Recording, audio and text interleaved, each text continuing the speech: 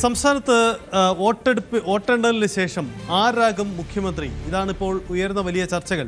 കോൺഗ്രസ് ക്യാമ്പിലെ ചർച്ചകൾ നമ്മൾ പരിശോധിച്ചു, നമ്മൾ കണ്ടു. കോൺഗ്രസിൽ വലിയ തരത്തിലുള്ള രാഷ്ട്രീയ നീക്കങ്ങൾ സൈബർ ഇടങ്ങളിലും രഹസ്യമായും അല്ല പരസ്യമായും ഒക്കെ നടക്കുന്നു. ആരാവണം മുഖ്യമന്ത്രി? സാധ്യതകൾ, തങ്ങളുടെ നേതാവിന് വേണ്ടിയുള്ള ശ്രമങ്ങളൊക്കെ നടക്കുന്നുണ്ട്. എന്തായാലും മുഖ്യമന്ത്രി ജയിക്കുന്ന മുന്നണിയുടെ പ്രധാനപ്പെട്ട നേതാവ് മുഖ്യമന്ത്രിയാകുമെന്ന് ഉറപ്പാണ്. ആ സാധ്യതകളിലേക്ക് തന്നെ നടക്കട്ടെ ആ വഴിക്ക്. അവിടെ ഉയർന്ന മറ്റൊരു ചോദ്യം, ആരാവും സംസ്ഥാനത്തിൻ്റെ പ്രതിപക്ഷ നേതാവ്? വളരെ പ്രസക്തമായ ഒരു വിഷയമാണ്. കാരണം ഭരണം കിട്ടാതെ പോകുന്ന മുന്നണിയുടെ ഒരു പുതിയ നേതാവ് ഉണ്ടാവും. ഇത്തവണ അതിൽ വളരെ കൗതുകങ്ങൾ നിരവധിയുണ്ട്. കാരണം രണ്ട് മുന്നണിയും പ്രതിപക്ഷ നേതൃസ്ഥാനത്തേക്ക് ആരെ തിരഞ്ഞെടുക്കുമെന്നത് ഏറെ കൗതുകമുയർത്തുന്ന കാര്യമാണ്. എന്തായാലും ഒരു കാര്യം ഉറപ്പാണ്, അത് ഏറെക്കുറെ ഒരു പുതുമുഖമായിരിക്കും ആ നേതൃസ്ഥാനത്തേക്ക് വരുന്നത് എന്നത് ഏറെക്കുറെ ഉറപ്പാണ്. നമുക്ക് അതിൻ്റെ സാധ്യതകൾ എങ്ങനെയെന്നതാണ് നമ്മൾ പരിശോധിക്കുന്നത്.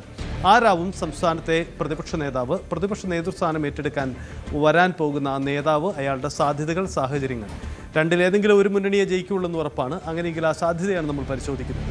ആദ്യ സാധ്യതയിലേക്ക് പോകുമ്പോൾ, സംസ്ഥാനത്ത് ഇടതു മുന്നണിക്ക് മൂന്നാമതൊരു ഭരണം കിട്ടിയില്ലെങ്കിൽ, അതായത് ഇടതു മുന്നണി LDF പരാജയപ്പെട്ടാൽ ആരാവും പ്രതിപക്ഷത്തെ നയിക്കുക? പ്രതിപക്ഷത്തെ സ്വാഭാവികമായും ഇടതുപക്ഷത്തെ നയിക്കാൻ, പ്രതിപക്ഷത്തെ നയിക്കാൻ ആര് വരുമെന്ന ചോദ്യമാണ് ഉണ്ടാകുന്നത്.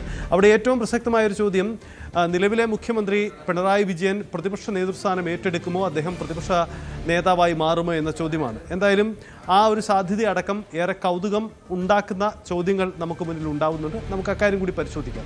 ആദ്യം അതിലേക്ക് വരുമ്പോൾ, ആരാവും ഇടതു മുന്നണിയുടെ പ്രതിപക്ഷ നേതാവ്? ഇടതു മുന്നണിക്ക് ഭൂരിപക്ഷം കിട്ടിയില്ലെങ്കിൽ ആരാവും പ്രതിപക്ഷ നേതാവ് എന്ന ചോദ്യത്തിൽ നമുക്ക് പിണറായി വിജയൻ്റെ ഒരു സാധ്യത തള്ളിക്കളയേണ്ടതില്ല. അദ്ദേഹം 2 തവണ മുഖ്യമന്ത്രിയായിരുന്ന വ്യക്തി പ്രതിപക്ഷ നേതൃസ്ഥാനം ഏറ്റെടുക്കുമോ എന്ന ചോദ്യമാണ്. നമുക്കറിയാം, സംസ്ഥാനത്ത് മുഖ്യമന്ത്രി ആയിട്ടുള്ള പലരും പ്രതിപക്ഷ നേതൃസ്ഥാനത്തും ഇരുന്നിട്ടുള്ളവരാണ്.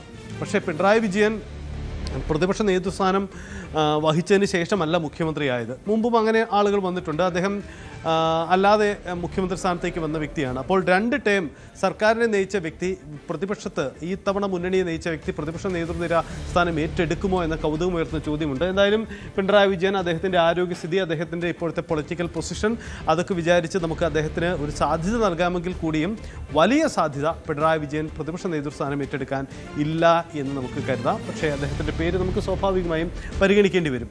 അങ്ങനെയെങ്കിൽ ഇടതു മുന്നണിയിൽ നിന്ന് മറ്റൊരാൾ ആര് വരും പ്രതിപക്ഷ നേതൃത്വം?